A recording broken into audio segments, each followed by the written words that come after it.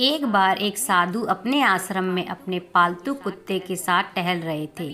तभी अचानक एक युवक उनके आश्रम में आया और उनके पैरों में डूब गया और कहने लगा, स्वामी जी, मैं अपनी ज़िंदगी से बहुत ही परेशान हूँ।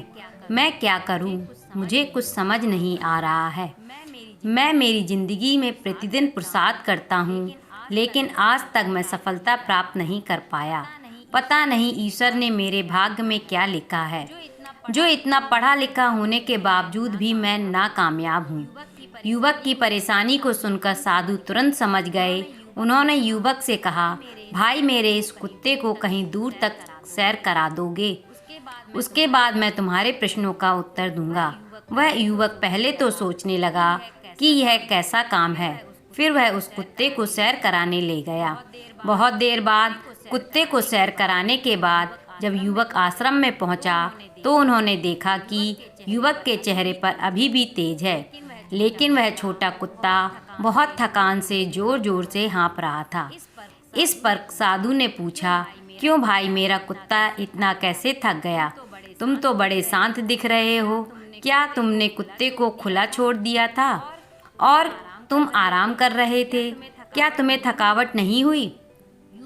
युवक बोला, स्वामी जी, मैं तो धीरे धीरे आराम से चल रहा था, लेकिन यह कुत्ता बहुत अशांत था। रास्ते में आने वाले जानवरों के साथ आगे पीछे दौड़ रहा था, इसलिए एक जैसी दूरी तय करने के बावजूद भी यह इतना थक गया। तब साधु ने कहा, भाई, तुम्हारे प्रश्नों का उत्तर भी यही है। तुम्हारा लक्ष्य अपने आजू बाजू है, परंतु तुम अपना लक्ष्य छोड़कर अन्य लोगों के पीछे भागते रहते हो। इसी वजह से तुम असफल होते हो। तुम्हारे पास अपने लक्ष्य को पाने की ताकत है, पर तुम भटके हुए हो।